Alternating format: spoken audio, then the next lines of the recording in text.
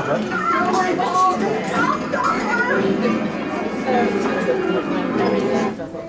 Hope you enjoyed the food.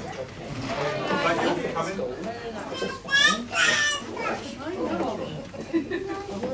So thank you all for coming on this lovely spring day. It was meant to be a secret, but it didn't quite happen that way. With shifty looking neighbours and a little girl that always blabs. With friends saying, "See you at the party? What chance did I have?" In truth, it's been planned for ages.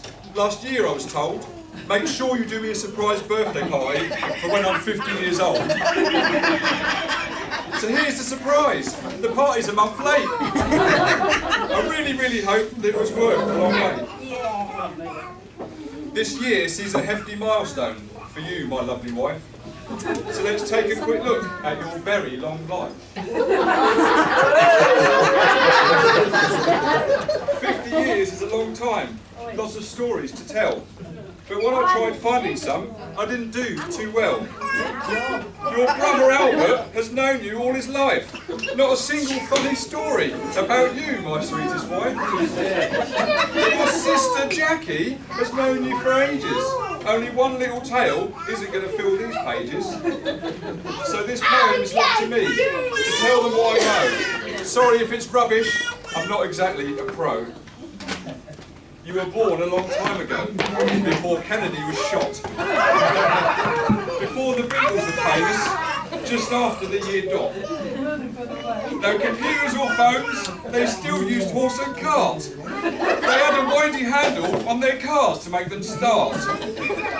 Times have moved on now by 50 long years. You've touched our lives, Franca. To you, we say cheers. Three! Hey! You're joking! When you were a young child, you were sometimes naughty. Hard to believe maybe, but I'm not telling porkies. Your mum would tell you off and send you to your room. That had no effect, so she gave you a broom. You didn't know what to do with that, so she sent you outside. After a few hours alone, you were all bleary-eyed. But these weren't tears of sadness, you were in fits of laughter. I pity your poor mum, even all these years after. You were brought up in Malta until the ripe old age of 5. Not quite looking like the locals, you had blonde hair and blue eyes. When your mum took you to the shops, looking tanned and sun-kissed, she often got accused of stealing you from a tourist. One day you were on the balcony of your 4th floor flat. You thought it would be good fun to give your mum a heart attack. She was talking to her mates on the road below, while you dangled over the railing trying to shout hello. It's all true. Even though you spent half your childhood in the Gozo sun, the number of Maltese words you know can be counted on one thumb. When we meet someone new on our summer holiday, you tell them you're from Gozo. They laugh and say, "No way." All joking aside, you know you hold that place so dear. It really is where your heart is, even though it's not so dear. As a girl growing up in England, you were a cheeky one, so here's a couple of stories of things that you have done. If you wanted a sweetie, you wouldn't ask your mum or dad. You'd offer the bag to everyone else, to which they weren't quite glad. But when they'd had their sweet and given the rest back, you'd hide away in the corner and finish off the pack. After a lovely Sunday dinner that your mum had lovingly cooked, it's time to do the washing up, but sure not to be overlooked. "I'll be there in a minute," is what you used to say. "I just need to go for a wee-wee, I really can't wait." By the time you'd finished, you stood in the kitchen all alone. Your poor brother and sister had done the dishes on their own. One day the family rabbit finally met its maker. So that night at dinner, from behind the salt shaker, you sniggered to yourself and thought it would be funny to tell your sister Jackie she was eating her bit buddy.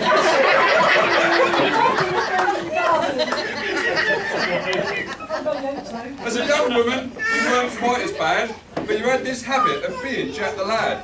You had a great idea that you wanted to be a biker, to get a greasy motorbike so the boys, they would like you. You saved up all your pennies and got a Honda, nice and sleek, but had trouble trying to ride it and sent it back after a week. You decided to join the army. For this you had no fear. You chose the role of dog handler for your new career. Bad news for you, but the dogs, they were in luck. They thought you'd be better suited to driving a big green truck. You passed all the interviews, said your oath to our sovereign queen, but went running right home when they said you couldn't wear your jeans. Apparently, you've done a few courses and got certificates too. God knows how you managed it, the teacher must have been in the loo. You did a mechanics course, learned how to build a car, but with those stupid pink wheel trims, you won't get very far. You did a course in computing. I've no idea how you passed. When it comes to computers, you don't know your elbow from your feet. Now life has turned full circle. You're a mum and nan yourself. You've had a pretty good life. No one left you on the shelf. You've gained the respect of people old and young. You haven't had much choice though, after a lashing from your tongue. Look at our poor old neighbour, moved here for a quiet life. He'd only been here a week when you started giving him strife.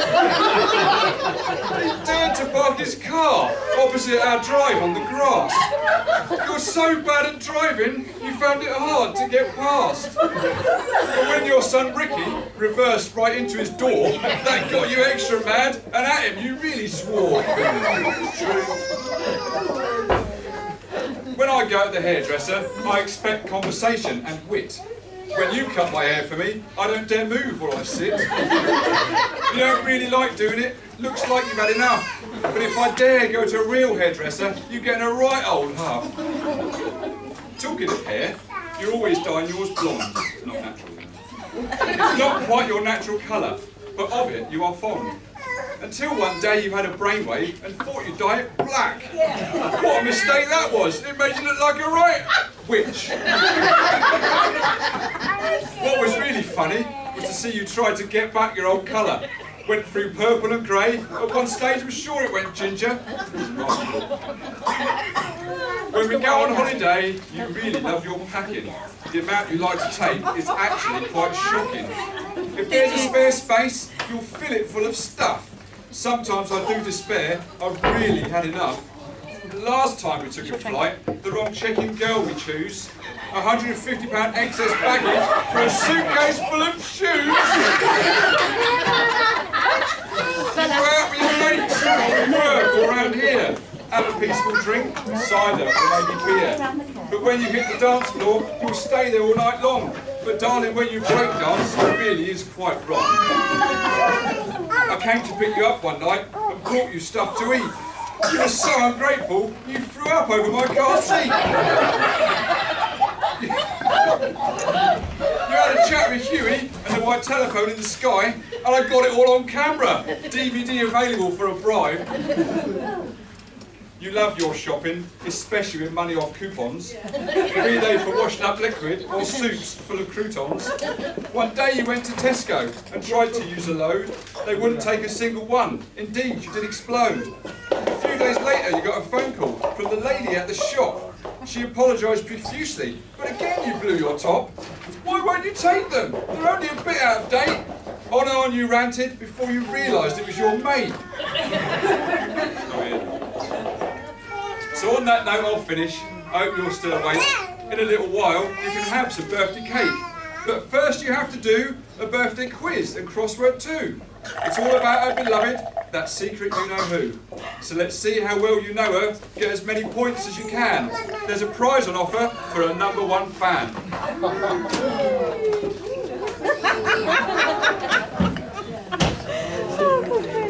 It's like a pub quiz. That'd be funny.